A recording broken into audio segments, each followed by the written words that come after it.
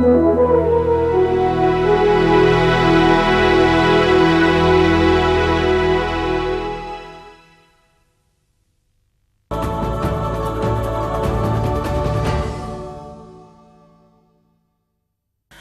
sekalian, dewasa ini gereja-gereja Tuhan sedang dibanjiri oleh berbagai pengajaran-pengajaran baru, disertai dengan berbagai prakteknya dan fenomenanya.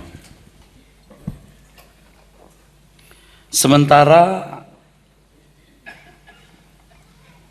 berbagai pandangan pro dan kontra terus muncul terhadap pengajaran-pengajaran baru tersebut, juga mengenai kutuk, curse, kutuk. Dan pengajaran mengenai kutuk ini cukup konsumtif, saudara. Sampai sekarang banyak pendeta selalu atau menyinggung mengenai kutuk. Apa sebenarnya kutuk itu menurut perspektif Alkitab? Mari kita belajar perlahan-lahan, saudara. Tentu pelajaran ini akan berseri, tidak selesai pada malam ini. Saya minta kita semua tekun, teliti, belajar, supaya benar-benar apa yang kita dengar ini bisa kita serap, bisa kita kenakan dalam hidup, dan kita bisa mengajarkannya kepada orang lain. Sebenarnya pengertian kutuk yang dimiliki banyak orang Kristen hari ini, pengertian kutuk yang mengandung unsur mistik. Pengertian kutuk yang dipahami banyak orang Kristen hari ini, itu mengandung unsur mistik. Sesuatu yang bertalian dengan hal-hal supranatural. Jadi bicara mengenai kutuk, asumsi seseorang itu langsung ke arah hal yang bersifat mistik, yang bersifat supranatural. Hal ini tentu pengaruh dari agama-agama dan berbagai kepercayaan di luar Alkitab, khususnya dongeng-dongeng yang ada di Indonesia. Ya. Misalnya daerah ini kena kutuk, siapa yang ada di tempat ini akan celaka. Itu sifatnya mistik, saudaraku. Ya. Siapa yang lewat tempat itu tidak pakai bilang permisi, kena kutuk. Itu kan mistik, saudara. Itu sangat mistik.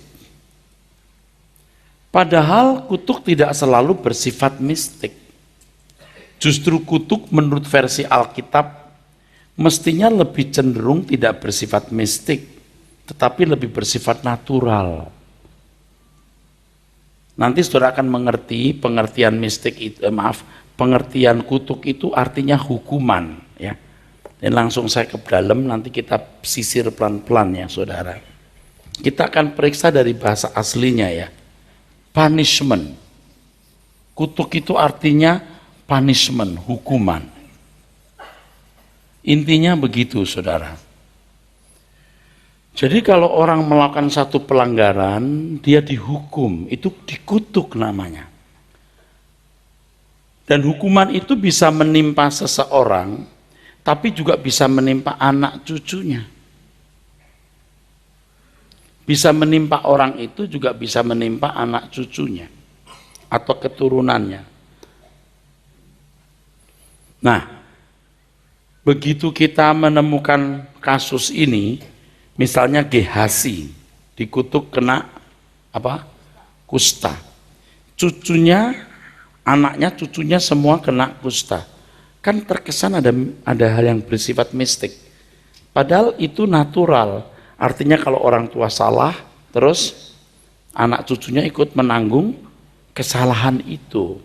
Dan kalau kita lihat logikanya, kalau orang tuanya kena kusta, keluarga yang lain bisa sangat besar kemungkinan ketularan. Nah, ini berkaitan dengan hukuman Tuhan, pasti juga terhukum, saudara.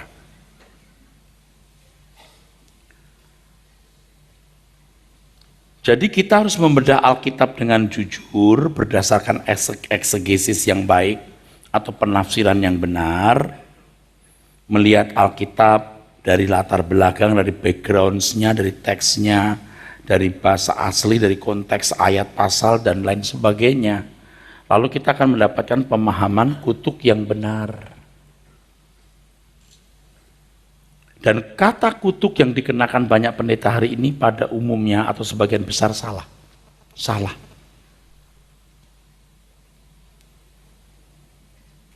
Selain berunsur mistik, pengajaran kutuk yang dipahami oleh sebagian orang Kristen, bahkan pembicara di mimbar, kutuk yang dipahami mereka itu kutuk dalam perspektif bangsa Israel, yaitu umat perjanjian lama. Seakan-akan kutuk perjanjian lama ini masih berlaku atas kita. Padahal kutuk dalam perjanjian lama ini telah selesai total disalib. Selesai. Sudah nggak ada kutuk sama sekali. Jadi kalau ada orang Kristen yang mengalami kesulitan, harus dilihat dari dua aspek. Aspek yang pertama itu hukum tabur tuai. Kalau Anda tidak hati-hati hidup, ya miskin, sakit, ini yang kamu tabur kamu tuai. Tetapi juga ada orang mengalami kesulitan karena proses pembentukan, pendewasaan.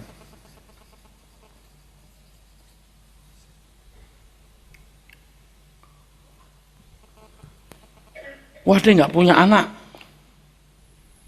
kena kutuk. Jangankan nggak punya anak, ada orang yang tidak menikah karena Tuhan. Kalau di perjanjian lama orang nggak menikah, ya dianggap kurang lengkap hidup. Tidak punya anak dianggap kutuk, bisa. Tapi kalau di perjanjian baru, fokus manusia tidak lagi ditujukan untuk hidup di dunia ini. Jangankan nggak punya jodoh, jangankan nggak punya anak misalnya, tidak punya jodoh pun kehormatan. Bukan kutuk. Keadaan yang buruk justru menjadi alat dalam tangan Tuhan untuk mendewasakan seseorang. Jadi nggak ada hal yang dianggap sebagai kutuk lagi. Semua dipaku di kayu salib. Nah, kalau bicara soal kutuk, kita hanya mengenal satu kutuk. Neraka. Sudah. Neraka. Itu sudah kutuk. Kalau bukan neraka, bukan kutuk. Kesulitan apapun itu bisa menjadi alat dalam tangan Tuhan mendewasakan kita. Anda ngerti nggak saya ngomong apa ini? Sudah berbeda sekali. Nah, kata kutuk yang dipahami banyak orang Kristen, bahkan pembicara, kutuk itu dikaitkan selain mistik juga dari perspektif perjanjian lama. Salah loh. Itu keliru. Dalam pengajaran mereka yang tidak tepat tersebut, orang Kristen ditempatkan pada posisi sebagai umat pilihan Allah secara daging, yaitu bangsa Israel di perjanjian lama yang belum memiliki keselamatan dalam Yesus Kristus. Bangsa Israel itu kan soal berkat dan kutuk itu menyangkut pemenuhan kebutuhan fisik. Kalau dikutuk artinya kalah dari musuh, panennya gagal, kena sakit penyakit, tidak punya anak, mandul, segala macam yang bersifat mistik. Di perjanjian baru semua itu dipikul oleh Tuhan Yesus. Tidak ada celaka kecuali masuk neraka. Jadi kalau Anda menghadapi kesulitan atau apapun tidak bisa dikatakan kutuk. Itu pendewasaan. Bisa tabur tuai, ya. Dan dua-duanya ini bisa diringkas dengan satu kata, Pak. Disiplin. Disiplin. Disciple. Disiplin. Dimuridkan.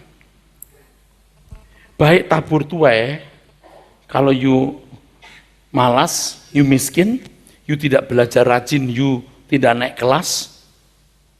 Kalau perempuan ada yang galak, sehingga laki-laki lihat sudah takut. Kalau dia nggak menikah bukan karena kutuk, karena galaknya itu. Atau tidak punya anak, karena karena kondisi fisik yang tidak sehat, banyak faktor. Kan di antara pengurus itu ada yang menikah tidak punya anak, begitu detok, makan baik-baik, punya anak. Bisa. Jadi tabur tuae, atau karena pendewasaan di proses. Semua itu disiplin. Kalau tidak mengalami ini, kamu nggak dewasa. Tidak mengalami ini, kamu tidak berubah. Didisiplin. Disiplin, jadi bukan kutuk. Sudah tidak di bawah hukuman lagi, begitu kata firman Tuhan. Jadi betapa menyesatkannya orang-orang itu. Jadi kalau jemaat punya masalah, wah ini kena kutuk, diputuskan dulu kutuk-kutuknya. Itu mistik loh. Betul? Satu mistik, lagi pula menempatkan orang Kristen di posisi umat perjanjian lama. Itu kesalahan yang sebenarnya termasuk fatal. Fatal sekali, sangat fatal. Fatal sekali. Fatal, sangat fatal. Masih bersama saya? Harus belajar terus. Long life learning. Oleh sebab itu kita harus belajar dengan benar untuk memahami apa itu kutuk sebenarnya menurut Alkitab. Semua argumentasi harus didasarkan kepada kebenaran Alkitab, bukan berdasarkan kesaksian pribadi yang subjektif dan sering dilebih-lebihkan atau hiperbola, bahkan syarat dengan kebohongan yang terselubung. Saya bukan tidak percaya mujizat, percaya. Misalnya ada orang tidak punya anak, didoakan punya anak, sangat besar kemungkinan. Tapi jangan diembel-embeli, kutuknya saya cabut dia punya anak. Yang nyabut kutuk itu Tuhan Yesus, bukan kamu. Kayak nyabut bulu aja loh.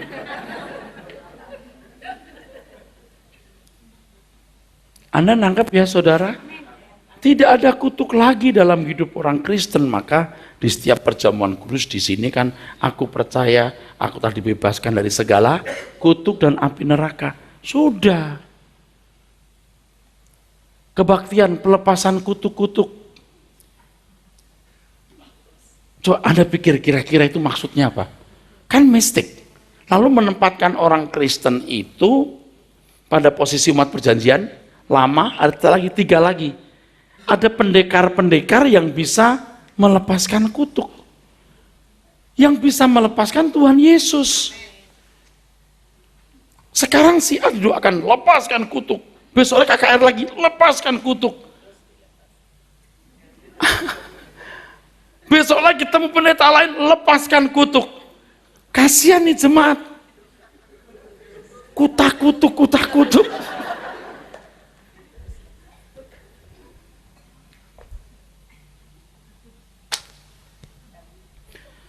Saya juga belum pernah melihat buku khusus bicara soal kutuk seperti ini. Tidak pernah. Kalau ada kebetulan cocok saja mungkin. Pengamatan saya saudara. Dan saya pun dulu termasuk orang bodoh itu. Lepaskan kutuk. Kucabut kutuk. Buang. Kayak nyabut bulu ayam aja. Saya kira saudara juga korban daripada orang-orang bodoh tersebut. Sebagian saudara ini. Kebaktian pelepasan kutuk-kutuk, kutuk mandul, kutuk kemiskinan, kutuk kebangkrutan, kutuk si buta dari gua hantu. Itu kutuk pengembaraan. Tidak punya rumah itu namanya kutuk pengembaraan. Kita punya rumah pun kita mengembara di dunia sebagai musafir. Justru kita tidak boleh dilepaskan dari kutuk kemusafiran. Memang kita itu musafir. Berarti maaf ya, bukan kutuk kemusafiran, artinya kita memang sebagai orang musafir, bukan karena kutuk, karena pilihan. Cabut kutuk nomaden. Nomaden itu bangsa pengembara itu loh. Nggak boleh, nggak begitu. Kutuk lajang.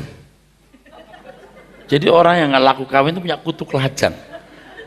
Kan ada orang yang memang sengaja lajang tidak menikah atau karena satu dan hal tidak menikah. Itu anugerah. Itu anugerah. Dia bisa fokus kepada Tuhan. Misalnya, kan ada pria-pria tapi jiwanya wanita. Itu bisa nggak menikah loh, nggak apa-apa. Ada wanita tapi jiwanya pria. Gagah perkasa. Kadang-kadang orang tanya, Pak saya mau ganti kelamin nggak Pak? Nggak usah. Dia mau ganti itu Monas dengan Danau Sunter.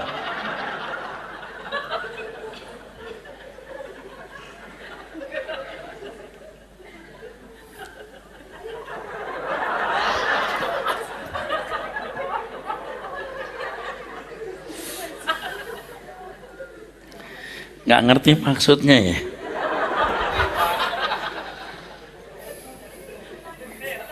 Saya bagaimana ya membahasakan?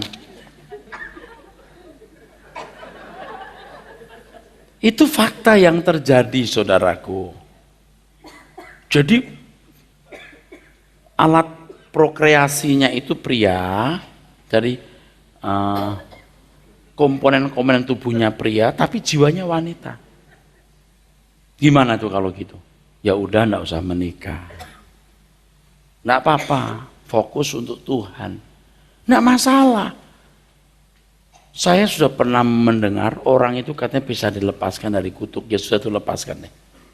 Itu kan nggak mudah, bisa didoakan, tapi lewat proses pembinaan yang panjang.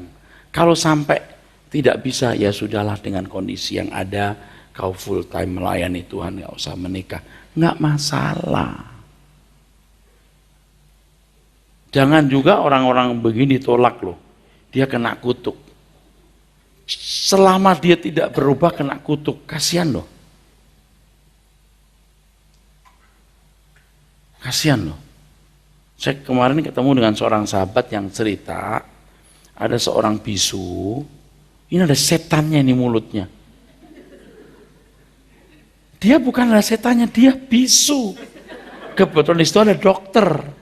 Dokternya mau ngomong, mau jelasin gitu nih sang bapak dokter ini, ya ibunya yang cerita sama saya, istrinya, ibu dokter yang cerita sama saya. Itu pendeta bilang, ada setannya itu mulut. Memang ada setan bisa menguasai mulut, bisa. Tapi yang ini bisu dari kecil, itu bawaan. Coba selama dia nggak bisa ngomong, kutuk.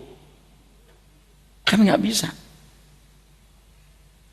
Ada kelainan rahim, sperma yang tidak pernah matang, nggak bisa membuahi, mau gimana? Bisa doakan Pak, oke nggak apa-apa didoakan. Kalau nggak punya anak, emangnya kenapa? Nah Kristen itu perspektifnya berbeda. Waduh Pak itu fatalistik, oh enggak fatalistik, realistis. Here's life, inilah hidup.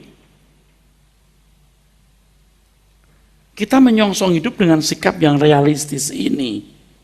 Dan kalau kita menyambut saudara kita yang tidak lengkap seperti kita dalam berbagai aspeknya, ya enggak apa-apa. Kalau semua kaya kan, bagaimana mereka praktek menolong orang yang lemah atau miskin? Kalau miskin itu karena kutuk, saya mau nanya, miskin itu ukurannya apa? Kalau di Jakarta penghasilan di bawah 2,5 juta itu miskin. Di atas 100 juta per bulan itu kaya. Coba kutuk kemiskinan, apa standarnya kemiskinan itu? Aku patahkan kutuk-kutuk kemiskinan, coba miskinnya itu ukurannya apa? Lalu jemaat tanpa berpikir panjang, banyak yang bodoh memang, terus minta dilepaskan dari kutuk kemiskinan. Kalau sudah dilepaskan, dia jadi apa? Kaya. Lalu kaya itu ukurannya apa? Naik mobil, mobil yang merek apa? Harga berapa? Punya rumah di mana? Di Villa Gading, Permata Hijau, Tanah Abang Bukit, atau ujung aspal Bekasi? Anda masih bersama saya? Betapa Betapa bodohnya selama ini. Kutuk-kutuk ekonomi. Betul nggak? Karena ada kutuk-kutuk ekonomi. Pelepasan kutuk-kutuk ekonomi. Yang dipatahkan itu ekonominya yang gimana? Coba, kalau saudara kita di Kupang, di Soe, Waingapu dengan penghasilan di bawah per bulan, saudaraku ya, per bulan di bawah 1 juta, ada yang di bawah 800.000, itu miskin toh. Tapi rata-rata misalnya penghasilan 1 juta, 1,5 juta.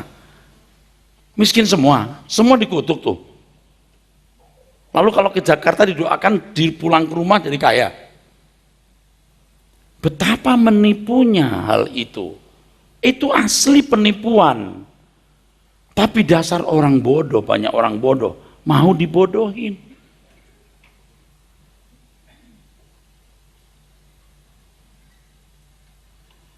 Bener nggak ya saya ngomong ini ya? Anda paham nggak maksud saya? Anda bisa ngerti kan kenapa saya jadi frustasi? Karena saya mengerti banyak. Dan saya tahu penipuan itu. Nah kalau seseorang misalnya punya duit banyak, jadi tidak karu-karuan, Tuhan pasti kerannya ditutup atau ditutup gitu, dibuka sedikit, tes gitu. Kalau sor, dia kawin lagi. Kita sudah bebas dari kutuk, betul. Sekarang yang dipersoalkan bagaimana watak dosa kita ini, sinful nature jadi divine nature. Patahkan kutuk-kutuk ekonomi, maksudnya apa? Kutuk kemiskinan, miskin itu ukurannya apa? Kalau kemiskinan dikutukan jadi kaya, seberapa kayanya? Lagi pula kita kan nggak boleh ingin kaya, kecuali memang untuk Tuhan. Mosok Tuhan ingin anaknya miskin, lalu kutuk-kutuk itu harus dilepaskan oleh pendeta atau si A atau si B? Kan tidak. Heran ya kok orang bisa dibodohin ya, termasuk saudara dulu. Oh enggak ya? Oh amin, itu ya juga. Dulu juga saya nipu juga. Saya lepaskan kutuk-kutuk, begitu dulu saya begitu juga. Beberapa waktu kemudian saya lepaskan kutuk-kutuk, patahkan kutuk-kutuk, besok begitu lagi. Ini patah, bolak-balik patah itu. Kita beri tepuk tangan untuk kebenaran ini, saudara. Jadi hari ini saudara pulang dengan kemerdekaan bahwa Anda tidak di bawah kutuk. Tapi, oke, amin. Tetapi persoalannya watak karaktermu yang harus diubah. Orang Jepang itu bukan orang Kristen, Shinto dan Buddha. Makmurnya kayak apa? Negaranya negara yang dikatakan maju, bukan berkembang, maju. Apa mereka itu tidak punya kutuk? Oh, sudah dipatahkan kutuk kemiskinan. Sekarang mayoritas orang Tapanuli, mayoritas saudara-saudara kita yang ada di NTT Kristen, tapi miskin. Apakah orang Jepang tidak di bawah kutuk? Orang NTT yang Kristen di bawah kutuk? Bener-bener marah loh kita. Dengar begini marah loh kita. Makanya saudara duduk di sini itu bukan hanya untuk dengar dan tahu. Saudara harus jadi trompet. Ngomong aja. Harus lebar bacotnya. Kita ngomong ke sana-sana, kasih tahu. Itu salah. Kita bukan ngajak berantem, kita meluruskan. Ini saya sebenarnya sudah masuk ke jantung masalah loh. Tapi saudara mengerti bahwa yang Anda dengar kali ini benar-benar benar, saudara. Jadi cerdas. Saya berulang-ulang mengatakan bahwa ini seperti sekolah Alkitab loh. Bahkan maaf nih, sekolah Alkitab pun, ada sosok Alkitab pun nggak ngerti ini. masih melepaskan kutuk-kutuk di sekolah Alkitabnya, terutama sekolah Alkitab yang beraliran karismatik itu, masih begitu. Nggak semua sih. Kok tahu begitu? Ya saya tahu, saudaraku. Kadang-kadang ya ada keluarga yang anaknya meninggal, lalu meninggal. Oh kena kutuk. Pasti ada reasonnya kenapa begitu. Nggak bisa sembarangan. Ada penyakit keturunan dan lain-lain. Karena kalau orang tua ada yang gila, anaknya pasti ada yang kena gila. Kutuk bukan DNA-nya. Semua juga ada reasonnya, alasan. Jangan mistik, saudara. Nah, bila ditinjau dari etimologi atau asal-usul kata, kutuk dalam bahasa Indonesia mempunyai pengertian kena laknat. Pengertian kutuk dalam bahasa Indonesia loh ya, menurut Kamus Besar Purwadarminta atau Kamus Besar Indonesia, kena laknat, celaka, atau perkataan yang menimbulkan bencana. Perkataan yang menimbulkan bencana. Jadi kalau orang tua mengatakan, lu bakal miskin loh, jadi miskin betul. Itu bukan karena perkataan itu sendiri loh, tapi dasarnya anak itu melawan orang tua. Wah tapi ucapan itu berkuasa, ucapan Tuhan yang berkuasa. Nanti mungkin saya harus bedah pengertian dengan ucapan kamu dibenarkan itu, mungkin saya bedah. Jangan Anda berpikir bahwa, aduh Pak saya kena kutuk loh, Pak dia ngutukin saya. Nggak ada manusia bisa mengutuk orang lain, nggak ada. Kecuali Tuhan. Loh gua kutuk lu nggak dapat pekerjaan. Nggak bisa begitu. Nah kalau orang tua bilang kamu susah nanti nak, wah kena kutuk. Bukan, dasarnya bukan karena kesaktian ucapan orang tua. Dasarnya anak itu nakal. Paham ya saudara? Yang ditabur itu dituai. Nah tentu saja sebagai orang yang jadi anak-anak Tuhan, kita nggak boleh mengutuk orang lain, mengucapkan kata-kata yang menimbulkan bencana. Waduh, lu nggak sampai rumah lo. Anda juga nggak boleh mengutuki orang, karena kutukanmu itu tidak akan terbukti dan kamu tidak berhak mengutuk orang lain. Gua kutuk lu nggak dapet jodoh. Betul, siapa yang dikutuk lu nggak dapet jodoh? Pasti ada alasan kenapa sampai kamu nggak dapet jodoh. Kalaupun pas, itu kebetulan pas. Kalau orang cantik dikutuk, cantik banget, mulus, cantik, gue kutuk nggak dapet jodoh, 5 kali kawin bolak-balik dia laku. Tapi udah wajahnya jelek, bentuknya nggak jelas, udah galak, udah bau, nggak usah dikutuk, nggak dapet jodoh.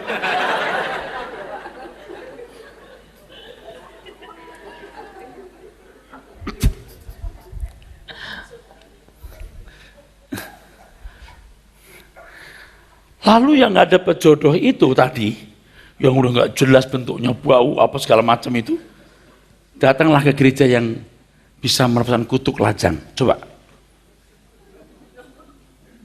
langsung dapat jodoh. Orang gila yang mau sama dia. Lebih baik dia nggak kawin daripada kawin sama orang gila. Kata kutuk, curse, dalam bahasa asli Alkitab, ya bahasa Ibrani, cherem. Kata ini memiliki beberapa pengertian, di antaranya penghakiman bagi orang yang tidak bertobat, Malaki 4:6. Dikucilkan dari masyarakat untuk ditumpas, Imamat 27:29. Perusakan atau hukuman karena murka Allah, Yesaya 34:5. Kata herem ini dalam Perjanjian Baru sejajar dengan kata anatema. Anatema. Perusakan hukuman karena murka Allah. Galat 1:8, 9, 1 Korintus 16 ayat 22. Terkutuklah orang yang tidak mengasihi Tuhan. Itu anatema. Yang sejajar dengan kata herem dalam bahasa Ibrani. Kata yang kedua untuk kutuk dalam bahasa Ibrani adalah Allah. Allah. Kata ini juga memiliki beberapa pengertian, antara lain hukuman atas suatu pelanggaran, penderitaan atas orang yang terhukum, ucapan yang mendatangkan kecelakaan bagi orang lain. Kata ini juga digunakan untuk meneguhkan suatu janji. Maka kata Allah juga diterjemahkan sumpah. Jadi kalau orang mau menjamin kesaksiannya benar di ranah hukum, maka sumpah itu diterjemahkan Allah. Mau tidak mau saya mesti memberitahukan saudara, Anda suka nggak suka ya. Kata yang berikut arar. Kata ini memiliki pengertian antara lain ucapan memuat kepahitan atau sakit hati. Kata ini juga sering dimengerti sebagai bitterness curse. Kejadian 12 ayat 3 itu menggunakan kata arar. Siapa yang memberkati kamu Abraham, kuberkati, yang mengutuk kamu kukutuk, arar. Nah di perjanjian baru kata arar ini sejajar dengan satu kata yang bunyinya kata romai. Nah kata lain dalam bahasa Ibrani untuk kutuk kalalah. Kalalah, kata ini cukup menonjol karena terdapat pada pasal yang sangat populer mengenai berkat dan kutuk, Ulangan 28. Taat berkat, tidak taat laknat atau kutuk. Nah itu menggunakan kata halalah ini, jadi cukup terkenal. Itu kalau dalam bahasa Ibrani kita menemukan kata herem, Allah, arar, halalah. Tapi dalam bahasa Yunani kita menemukan kata anatema dan kata raumai dari katara. Saya sudah jelaskan tadi ya, padanan kata tadi. Nah saudara sekalian, dalam bahasa Inggris ada yang menerjemahkan to doom atau menghukum atau merusak. Tetapi kalau dalam bahasa versi Alkitab bahasa Inggris lebih suka menggunakan kata to curse, bukan to doom. Kata kutuk dalam umat perjanjian lama, tadi sudah sempat saya singgung, kutuk ditujukan kepada umat perjanjian lama atau bangsa Israel yang tidak melakukan kehendak Allah. Tidak melakukan kehendak Allah sama dengan umat yang memberontak. Di Ulangan pasal 28 ini, 28 sudah baca di Alkitab nanti ya, Anda menemukan kata kutuk itu, halalah. Tidak melakukan Taurat itu kutuk saudaraku. Nih Bapak Ibu lihat saya saja ya, biar punya peta dalam pikiran saudara. Punya peta. Tadi dalam bahasa Ibrani kita menemukan ada beberapa kata herem, Allah, arar, dan halalah. Kata yang paling sering digunakan halalah ini ya, halalah. Ini di Ulangan pasal 28 saudara. Oke. Sekarang lihatin saya dulu. Keluaran 28. Ulangan ya. Ulangan 28 maksudnya. Nah, saudara. Begini. Biar dapat peta yang bagus ya, begini saudaraku. Kalau bangsa Israel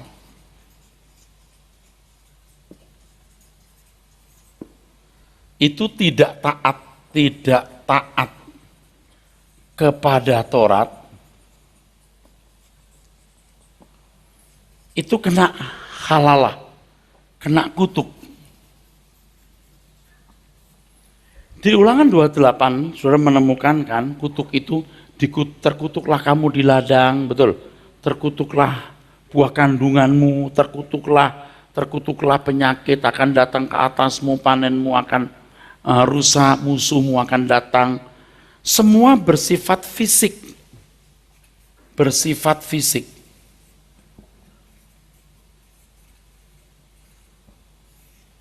Bersifat fisik. Bangsa Israel tidak taat, dikutuk.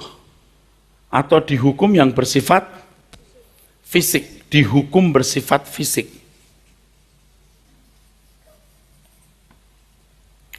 Nah, jadi supaya tidak dikutuk, mereka harus taat kepada hukum Taurat. Mereka harus patuh kepada hukum Taurat. Jadi ketaatan kepada hukum Taurat itu menghindarkan mereka dari hukuman. Jadi pada prinsipnya kutuk menimpa orang yang hidup dalam ketidaktaatan. Saya kalau boleh menyimpang sedikit dulu, kalau orang Kristen tidak taat bagaimana? Tidak dihukum, didisiplin. Enak dong Pak. Kalau didisiplin masih tidak mau berubah, itu ditolak. Aku tidak kenal kamu, itu baru kutuk. Jadi di dunia ini disiplin bagaimana bentuknya tidak boleh diberi bungkus sebagai kutuk, tidak boleh. Karena Allah Bapa tidak mungkin mengutuk kita. Kayu salib ini saudara, ini memikul semua kutuk manusia. Semua kutuk manusia dipikul di kayu salib. Nah ini yang mungkin orang tidak suka mendengarnya, artinya orang-orang Kristen tertentu dengan doktrin tertentu. Semua kutuk dipikul oleh Tuhan Yesus. Jadi zaman perjanjian lama itu selesai. Sudah selesai. Semua hukuman dipikul oleh Tuhan Yesus. Nah, manusia pada zaman anugerah hanya diperhadapkan kepada dua kemungkinan. Menerima salib atau menolak salib. Menerima atau menolak. Kalau menolak, kutuk. Menerima, tidak. Masalahnya adalah proses menerima ini juga tidak singkat. Saudara, apakah sudah menerima Tuhan Yesus? Belum tentu. Karena menerima itu kan bukan sekedar perkataan, aku menerima engkau. Apakah Anda sungguh-sungguh menerima Tuhan Yesus sebagai Tuhan dan Juru Selamat?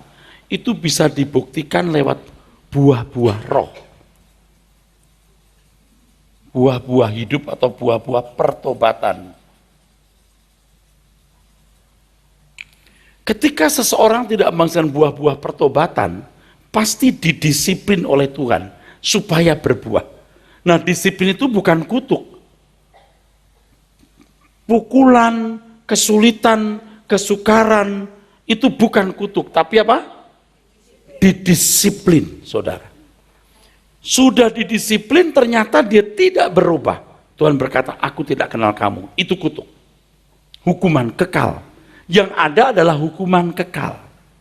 Nah, bagi orang yang menolak ini, saudaraku sekalian, jelas kutuk. Tapi kan ada kelompok lain yang tidak menolak tapi juga tidak menerima. Karena tidak tahu Injil dengan benar atau tidak pernah mendengar Injil. Itu dihakimi menurut perbuatan.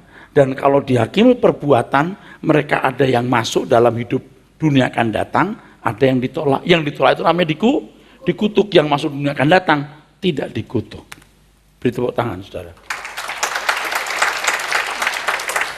Nangkap, saudara?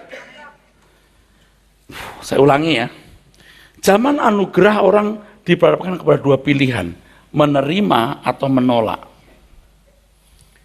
Menolak jelas dihukum, berani sama Tuhan gini, selamat jalan, neraka kamu. Dan banyak orang yang mengupayakan kesulitan penderitaan orang percaya. Orang ini menolak, jelas menolak. Ini tidak usah kita persoalkan ya, memang mereka sudah di bawah hukuman. Kalau dalam Yohanes pasal 3, mereka sudah di bawah kutuk, di bawah hukuman itu di bawah kutuk. Udah binasa pasti. Nah, yang menerima ini, menerima Tuhan Yesus, itu mesti diproses. Semua saudara ini bebas dari kutuk, betul. Karena Tuhan mati di kayu salib memikul kutuk, semua sudah selesai. Nggak ada kutuk lagi. Adapun kalau saya tanya, Pak, gimana kalau di agama lain ada kutak-kutuk? Itu tidak bisa Anda sejajarkan dengan isi Alkitab. Apple to apple, bukan apple to mangga. Nangkep? Jangan menyoroti konsep mereka dengan Alkitab. Nggak nyambung karena konsepnya sudah beda. Nangkep ya? Misalnya kisah Tangkuban Perahu, dikutuk jadi batu misalnya gitu. Gimana menurut Alkitab? Saya nggak bisa menyoroti karena itu dongeng.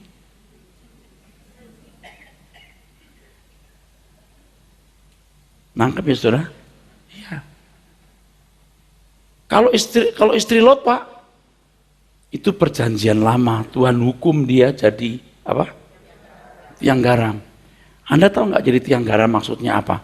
Radiasi dari yang jatuh atas kota Sodom dan Gomora telah menjadikan fisik istri Lot ini tiang garam. Secara sains pun juga bisa dijelaskan. Semua itu ada jawabannya. Oke. Nah, Anda apakah bakal menerima kutukan atau berkat? Tergantung bagaimana menerima Tuhan Yesus tidak. Sekarang orang Kristen tidak mempersoalkan buah-buah roh, tapi mempersoalkan kutuk berkenaan dengan pemenuhan kebutuhan jasmani. Anda bisa mengerti nggak? Akhirnya ini tidak mendapatkan perhatian yang semestinya. Akhirnya meleset. Beri tepuk tangan, saudaraku. Nangkep ya maksudnya? Orang bukan diarahkan kepada kebenaran. Di zaman anugerah semua kutuk dipaku di kayu salib. Semua kutuk manusia. Kutuk manusia, semua. Toh juga manusia lahir di bumi ini kan juga tidak minta dilahirkan. Begitu lahir di bawah kutuk. Kasihan dong, betul. Tapi Tuhan telah memikul semua. Selesai. Sekarang kalau you menghadapi salib, you menolak, you ludahi, you menghina, you sudah di bawah hukuman, kata Yohanes pasal 3 ayat 17. Sudah dikutuk, kamu udah gak bisa selamat. Tapi yang menerima harus diproses. Nah, untuk proses itu orang harus dipukul, dihajar. Ibrani pasal 12. Itu bukan kutuk tapi disiplin. Pak, kenapa ya saya ngelamar ditolak terus kerja? Satu, memang lu dulu kagak belajar dengan benar. Lihat nilainya semua 56, 56, 56. Bahasa Inggris 56, aduh. Referensi kerjaan nggak ada karena di mana-mana berantem terus, orang nggak mau kasih referensi yang baik. Gimana mau diterima? Kena kutuk ya Pak? Tidak. Kalau begitu sekarang you perbaiki hidup you. Kerja keras atau dagang saja. Amin? Begitu. Kalau begitu saya kena kutuk? Tidak. Itu disiplin. Itu tabur tuai tadi. Dan semua itu bisa merupakan disiplin. Atau Anda pintar, Anda cakap, kerja nggak pernah dapat, you istimewa. You dibuat Tuhan susah. Karena kalau you kerja di tempat ini, you bahaya. Tuhan cegah. Atau you kalau kerja punya banyak duit, you bahaya. You nggak dapat pekerjaan. Itu pun juga berkat disiplin. Supaya menghasilkan buah-buah roh, orang menjadi seperti Tuhan Yesus. Ingat, di zaman anugerah, kalau orang menerima Tuhan Yesus, Anda harus sempurna. You must be perfect, as just your Father in heaven is perfect. Beri tepuk tangan. Kalau orang tidak mengenal Tuhan Yesus, gimana Pak? Tidak mendengar Injil atau mendengar Injil yang salah? Dikutuk? Tidak. Perbuatan mereka akan menentukan mereka dikutuk atau tidak. Dihakimi menurut perbuatan. Yang dipandang Tuhan berkenan itu masuk dunia kan datang. Yang tidak dikutuk. Tidak dikutuknya kita sebagai orang percaya dan tidak dikutuknya mereka yang masuk dunia akan datang. Itu beda. Sama-sama nggak dihukum, tapi kita menjadi seperti Tuhan Yesus, masuk anggota keluarga kerajaan. Mereka hanya menjadi anggota masyarakat. Itu pernik-perniknya masih jelas. Dan ini tidak dibedah, sehingga orang tidak ngerti. Nah sekarang bayangkan kalau orang berpikir soal kutuk, itu masih cara bangsa Israel tadi tuh. Ya, satu secara mistik, kedua dari perspektif umat perjanjian lama. Orang tidak diarahkan bagaimana menerima Tuhan Yesus, bagaimana bertumbuh, bagaimana sempurna, yang diurusi kutuk kemiskinan, kutuk kebangkrutan, kutuk ekonomi. Itu namanya meleset. Tepuk tangan. Haleluya. Nangkep saudara ya? Jelas sekali? Jadi saudara bisa marah kan kalau mendengar para pendeta ngajar yang nggak benar atau para pendeta mempromosikan hal yang betul-betul menyesatkan. Betul nggak saudara? Kita yang ngerti mau bener aja nggak gampang bener kok. Apalagi yang tidak mau mengerti. Manusia pada zaman anugerah hanya diperhadapkan kepada dua kemungkinan ini.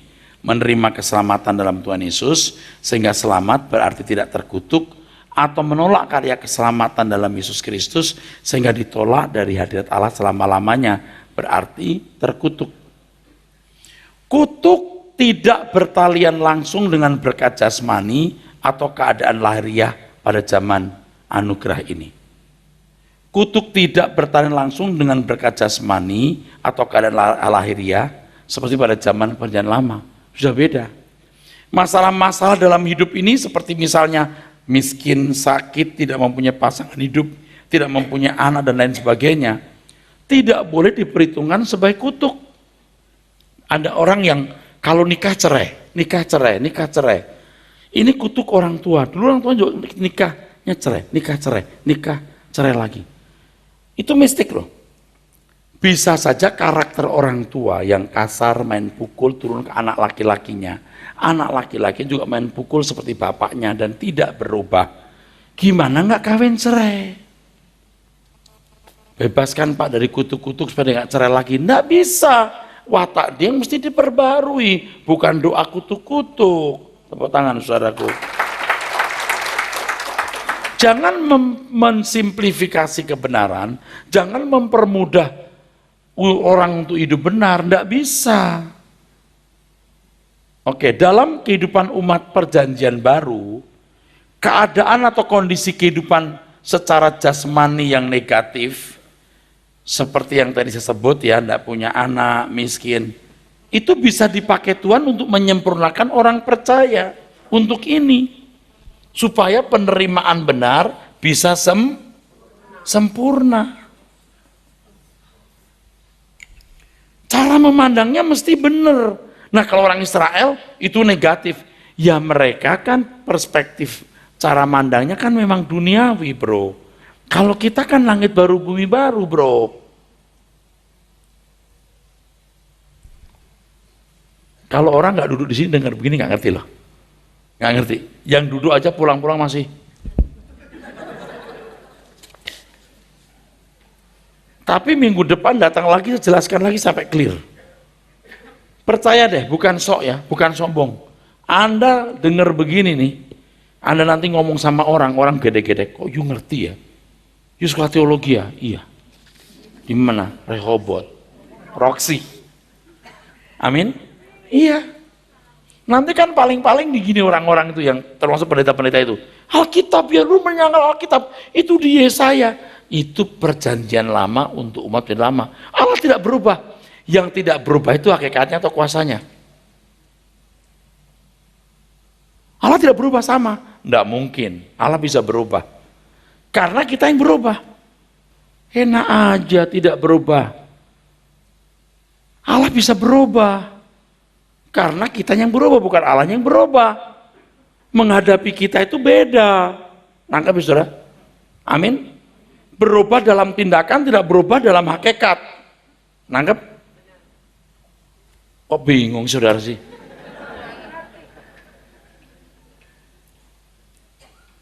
Coba misalnya gini, bagi Allah ada yang mustahil?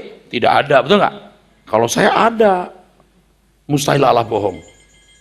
Mustahil Allah menipu, mustahil Allah curang, mustahil kan? Tidak mustahil dia bohong, itu maksudnya.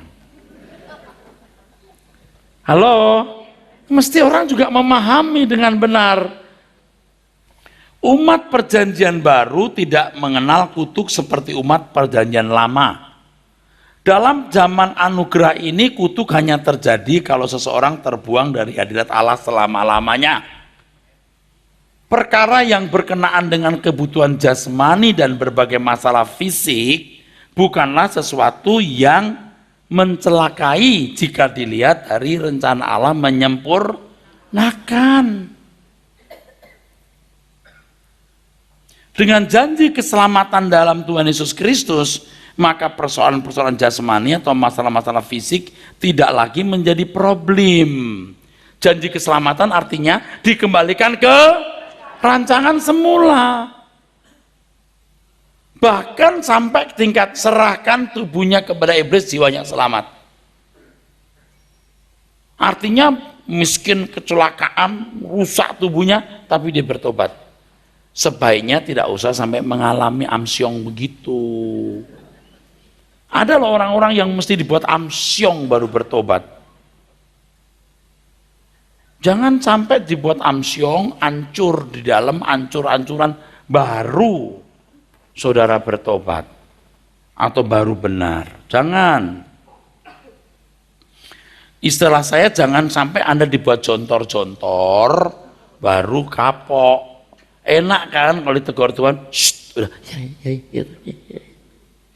Udah, gitu masih, hehehe, ditabok banget loh. Udah, masih cekik, plin, ditabok beneran loh. Paham ya saudara? Ditabok itu pun bukan kutuk, hukuman. Bukan hukuman, bukan kutuk, maaf, disiplin. Bukan kutuk, bukan hukuman, disiplin. Tuhan tuh kalau bawa peso, Tuhan juga bawa peso, melek perut kita, yes, tapi buka ada batunya dicabut tutup lagi. Tuhan pakai peso juga melukai, tapi peso operasi. Nangkep ya saudara? Pernah nggak saudara punya bisul lalu ditusuk mama pakai itu? Peniti dipanasin, zaman dulu kan begitu. Dulu tuh begitu, praktis gitu. Waduh, dipegangin, bener ya kan? Itu enak. Peso Tuhan itu peso yang mengoperasi. Jadi kalau Anda dilukai Tuhan itu dilukai untuk disembuhkan. Kalau kamu nggak dilukai nih, batu kesombongan kamu itu masih menempel.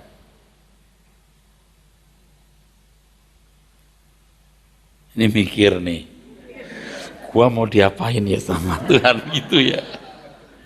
Ya kan? Mau diapain? Terserah situ. Lihat itu. Pokoknya lucu-lucu. Tuhan kalau bikin hal itu karena lucu, saya lihat. Betul. Dihajar. Di mana engkau sering berbuat salah, di situ engkau dilukai Tuhan. Ya. Jadi hati-hati ya. Hati-hati loh. Hati-hati loh. Pengharapan terhadap kerajaan surga yang akan datang mengatasi segala masalah. Artinya, segala masalah menjadi kecil atau tidak berarti dibanding dengan pengharapan dunia yang akan datang, yaitu dunia yang sempurna di langit baru dan bumi yang baru, New Earth and New Heaven, atau LB3. Status Anda LB3 di BB-nya, udah LB3 semua. Kalau saya punya BB, statusnya pamit. Saya udah ganti belum ya, lupa saya. Pamit. Orang tanya, Pak, maksudnya pamitnya apa? Ya pamit aja gua. Udah mau pulang ke surga. Takut ya Pak Eras meninggal ya? Oh nggak takut, gua meninggal beneran. Saya itu tidak akan mati sebelum selesai tugas, saudaraku. Jadi kalau dipandang selesai, saya pasti mati. Dan Anda tidak bisa mencegah kematian saya. Makanya sebelum saya meninggal, Anda semua harus bertumbuh sampai ada yang bisa menggantikan saya. Di sini ini pasti banyak orang yang pintar-pintar. Saya harap Anda akan menjadi pembicara-pembicara, pengkhotbah-pengkhotbah yang hebat. Saya rindu. Karakternya juga harus benar, saudaraku. Pengertian makan Alkitab tidak boleh kurang. Datanglah rajin terus seperti di sini. Lalu saya bisa mempercayakan pekerjaan Tuhan ini kepada saudara. Kemudian hari saudara akan melanjutkan karya Tuhan di sini atau di seluruh Indonesia. Amin. Oke. Orang percaya adalah orang yang sangat istimewa, sangat eksklusif. Ya, jadi tidak perlu menjadi takut terhadap apa yang disebut kutuk. Tidak boleh takut sama sekali. Karena kutuk itu sudah selesai di kayu salib. Selesai total. Jadi kita itu, saudara, harus lebih mengurusi diri sendiri. Bukan membujuk-bujuk Tuhan begini, Tuhan jangan dihukum ya Tuhan. Tuhan tolong berkati aku ya. Yang sama artinya, Tuhan jangan sampai engkau nggak berkati aku. Gitu kan. Itu kan kurang ajar itu. Kalau dulu Anda belum dewasa, Anda suka bilang, Tuhan berkati aku. Boleh. Sekarang Anda makin dewasa, makin nggak pernah ngomong begitu. Berkat atau tidak diberkati tergantung kepercayaan. You bisa dipercayai Tuhan enggak? Gitu. Bukan berkat dan kutuk, nggak ada. Dan saya sudah melihat pendeta-pendeta masuk khotbah berkat dan kutuk. Kalau taat kamu diberkati, tidak taat kamu dikutuki, dilaknati. Paulus itu taat, tapi juga miskin, nggak punya keluarga, hidupnya habis-habisan. Apa itu bukan? Apa itu kutuk? Tidak. Nangkep ya saudara? Jangan mengiming-iming salah, karena orang akan fokus ke dunia ini, bukan fokus ke langit baru, bumi baru. Akhirnya fokus orang jadi rusak dunia ini. Nah, ketika kita belajar ini, kita akan fokus diri sendiri. Kalau ada apa-apa yang kita salahkan diri kita, jangan salahkan orang lain. Ini gara-gara mama sih, dulu mestinya aku pilih ini, mama pilih itu. Tuh lihat anak-anaknya. Ini gara-gara mertua, punya mertua kayak setan begitu. Yang kayak setan siapa? Awas lo mulutmu lo. Ini gara-gara gue kawin sama lu, gue gagal terus hidup. Ini perkataan dikatakan seorang pria loh, saya sudah berapa kali dengar loh. Gue kawin sama lu, gue sial. Kenapa dulu waktu belum kawin, lu nggak ngomong begitu? Makanya perempuan tak ngomong dulu, lu mau kawin sama gue, lu siap sial. Itu kan sama begini, gue kawin sama lu, gue dikutuk, betul nggak? Dihukum, enggak, salahkan dirimu sendiri. Tapi ibu-ibu kalau hidupnya merasa sial nggak berani ngomong gitu, cuma dalam hati disimpan. Sial gitu. Ini juga sama, nggak boleh begitu. Sial. Kenapa gue kawin sama lu? Kenapa nggak sama pacar waktu SMA dulu? Nah ini yang keliru. Mukanya udah kayak mirip mamanya, kok muka anu siapa? Kalau mirip pembantu itu lain lagi. Sekarang kita nggak nyalahkan siapa-siapa, kita nyalahkan diri kita sendiri. Jangan mendesak Tuhan, berkati ya Tuhan, pulihkan ekonomiku. Nggak ada begitu-begitu. Tuhan, saudara pikir Tuhan nggak pengen ekonomimu baik? Ya Tuhan sembuhkan aku, tolong aku. Anda pikir Tuhan nggak pengen Anda sehat? Anda pikir Tuhan tidak ingin Anda itu diberkati, subur, supaya efektif untuk pekerjaan Tuhan? Tuhan mengingini begitu. Kalau keadaan menjadi amburadul begini, jangan salahkan Tuhan dong. You mesti periksa diri sendiri dengan benar. Sampai jumpa minggu depan.